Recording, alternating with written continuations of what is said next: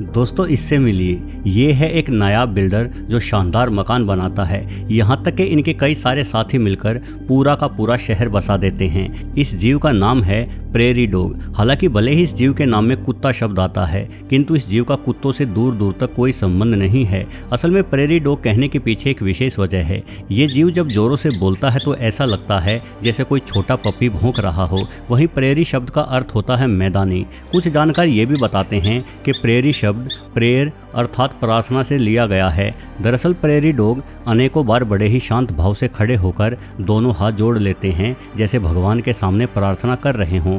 खैर, नाम में क्या रखा है, प्रेरी डॉग एक शानदार और अद्भुत जीव है। तो चलिए आज के वीडियो में इसी जीव के बारे में जानकारी लेते हुए अपने समय का उपयोग करते हैं। दोस्तों, प्रेरी डॉग रोडेंट परिवार का सदस्य है, यानी ये जीव चूहों की प्रजाति में शामिल किया जाता है। वैसे इनके सबसे ज़्यादा नज़दीक गिलहरियों को माना जाता है। आप प्रेरी डॉग को एक मोटी ज़मीनी गिलहरी भी कह सकते हैं, क्योंकि सामान्य गिलहरियों की भांति प्रेरी डॉग पेड़ों पर रहना पसंद नहीं करते, बल्कि उत्तरी अमेरिका के घास के मैदानों के निवासी हैं। प्रेरी डॉग गिलहरियों की तुलना में अधिक भारी भी होते हैं। इनका वजन 1.5 से 2 किलोग्राम तक हो जाता है। वहीं इनके शरीर की लंबाई करीब 1 फीट तक होती है। खाने के मामले में इन्हें कीड़े पसंद हैं। ये खराब हो चुके पेड़ों और ज़मीन से ढूंढ ढूंढ कर कीड़े निकालते हैं और उन्हें चट कर जाते हैं। इस प्रकार के मांसाहार के अतिरिक्त प्रेरी डॉग छोटे पौधे, घास और खास तौर पर बीज खाना भी बड़ा पसंद करते हैं। ये जीव एक सामाजिक जानवर है जो खुद के लिए बेहद बड़ी कॉलोनियाँ बनाते हैं। इसके लिए ये लगातार बिल खोदते रहते हैं। एक कॉलोनी में इनके बिलों की संख्या सैकड़ों में हो सकती है। बड़ी कॉलोनी में रहने के बावजूद प्रेरी डॉग अपने अपने परिवार के सदस्यों के साथ अलग अलग बिलों में रहते हैं। एक परिवार में रहने वाले सदस्यों की संख्या 10 तक हो सकती है। वहीं प्रत्येक परिवार का एक मुखिया होता है और ये सभी मुखिया मिलकर ही एक पूरी कॉलोनी का मुखिया भी चुनते हैं। उसके लिए सभी मुखिया आपस में मिलकर कुश्ती करते हैं और जीता गया नर स्वतः मुखिया घोषित हो जाता है। प्रेरी डॉग के परिवार और कॉलोनी में मुखिया की बातें ना मानना या मुखिया का अनादर करना एक अपराध समझा जाता है। यदि कोई सदस्य मुखिया के अनुरूप कार्य नहीं करता तो उसकी जबरदस्त पिटाई करके उसे सजा दिए जाने का भी प्रावधान है। असल में प्रेरी डॉग जब खुद के लिए भोजन ढूंढते हैं तो ये ऐसे जीवों पर कोई ध्यान नहीं देते जो इनका शिकार कर सकते हैं, बल्कि इस काम का जिम्मा प्रेरी डॉग अपनी कॉलोनी के कुछ सदस्यों को दे देते हैं। ये सदस्य सैनिकों की भांति चारों ओर निगाह रखते हैं और संभावित खतरों के प्रति सभी को सचेत करते रहते हैं। और यदि सुरक्षा में तैनात कोई सदस्य अपने काम में लापरवाही दिखाता है तो उसकी पिटाई करने के लिए पूरी कॉलोनी तैयार खड़ी रहती है। वैसे प्रेरी डॉग को अपना शिकार बनाने के लिए कोयोट जैसा तेज और चालाक शिकारी हमेशा तैयार रहता है, किंतु कोयोट जो कुत्तों के परिवार से संबंध रखता है एक बड़े आकार का शिकारी जानवर है। ये प्रेरी डॉग की तंग सुरंगों में नहीं घुस पाता। यही वजह है कि प्रेरी डॉग का शिकार करने की इसकी कोशिश लगभग हर बार विफल ही रहती है। जहाँ तक प्रेरी डॉग के बिल या सुरंगों की बात है तो ये सुरंगें लगभग 10 मीटर तक लंबी होती हैं और इनमें कम से कम 6 से 8 दरवाजे होते हैं। यानी अलग अलग स्थानों से बिल खोदते हुए प्रेरी डॉग उन बिलों को आपस में मिला देते हैं ताकि एक दरवाजे से कोई शिकारी घुस भी जाए तो दूसरे दरवाजे से निकलकर भागा जा सके।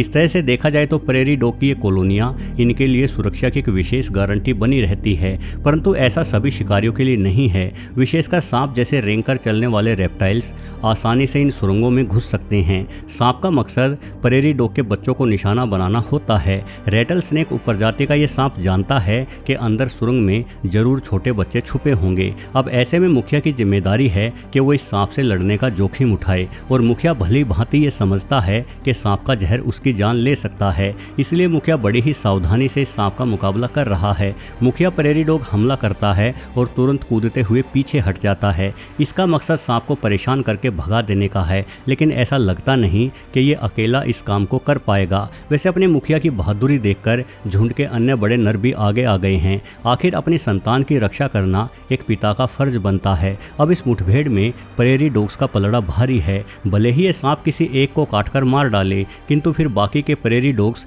मिलकर इस सांप को परलोक भेजे बिना नहीं छोड़ेंगे। इसलिए सांप ने यहाँ से निकल लेने में ही अपनी भलाई समझी। किसी ने बिल्कुल ठीक कहा है, एकता के दम पर ताकतवर दुश्मन को भी आसानी से हराया जा सकता है। दोस्तों, कई बार ऐसी स्थिति में सांप दूर भागने की बजाय पास के किसी बिल में छुपने की भूल कर बैठता है। ऐसे में सारे प्रेरी डॉग्स मिलकर उस बिल में मिट्टी भर देते हैं। दुश्मन को इस तरह से जिंदा दफन कर देने का यह तरीका विभत्स जरूर है, लेकिन इस तरीके से दुश्मन से सदा के लिए छुटकारा मिल जाता है। सांपों की ज्यादातर उपप्रजातियां बिल नहीं खोद पाती, बल्कि वो चूहों आदि द्वारा बनाए गए बिलों को ही कब्जाते हैं। यानी अभी सांप के जिंदा बचकर बाहर निकलने की कोई संभावना नहीं है। इतना तो तय है कि इन मैदानों में सांप प्रेरी डॉग के लिए कोई बहुत बड़ा दुश्मन नहीं है, किंतु पतले और लचीले फेरेट्स इन प्रेरी डॉग्स के लिए किसी बुरे स्वप्न से कम नहीं हैं। अच्छी बात यह है कि फेरेट्स इन मैदानों में काफी कम दिखाई पड़ते हैं, लेकिन वो जब भी आते हैं प्रेरी डॉग्स का बड़े पैमाने पर नुकसान करके ही जाते हैं। फेरेट्स प्रेरी डॉग की तुलना में कहीं अधिक तगड़ा जीव है।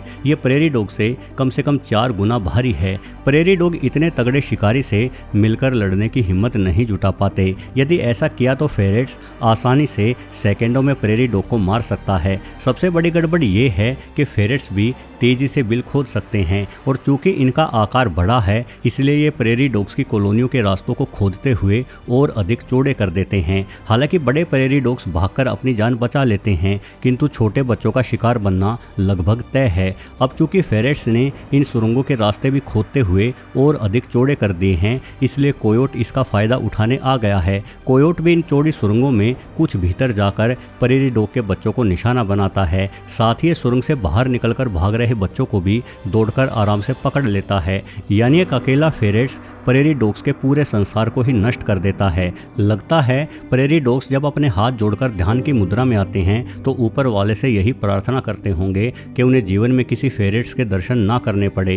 प्रेरी डॉग्स के छोटे बच्चे करीब 1.5 महीने की उम्र के बाद सुरंगों से बाहर निकलना शुरू कर देते हैं, और इन छोटे बच्चों के लिए सुरंगों से बाहर की दुनिया और भी अधिक खतरों से भरी हुई है। छोटे बच्चों को आसानी से कई प्रकार के पक्षी अपना शिकार बनाने की ताक में रहते हैं। इन मासूम बच्चों को ये कहाँ पता कि हमले हवा से भी होते हैं। खैर, आगे आने वाले अनुभव इन्हें सब कुछ सिखा देंगे। जो बच्चा इन अनुभवों को जितना जल्दी सीखेगा उसकी जान बचने की संभावना उतनी ही अधिक होगी। वैसे दोस्तों, प्रेरी डॉग्स का सबसे बड़ा दुश्मन कोई शिकारी जानवर नहीं बल्कि इंसान है। खेती करने वाले किसानों को ये जीव फूटी आंख नहीं सुहाता, क्योंकि प्रेरी डॉग फसल को कुतर कुतर के बर्बाद करने में बड़ा उस्ताद है। साथ ही ये हर जगह सुरंग खोदकर भी किसानों को परेशान करता है। इसलिए स्थानीय किसान अक्सर इस जीव की सुरंगों के बाहर जहर आदि रखकर इन्हें मार डालते हैं। वैसे मैं आपको बता दूं कि ये जीव पारिस्थितिकी तंत्र में बेहद महत्वपूर्ण भूमिका निभाते हैं। ये लगातार खोदते हुए मिट्टी को भुरभुरी और उपजाऊ बनाते हैं, जिससे पेड़ पौधों और घास का उत्पादन बेहतर रहता है।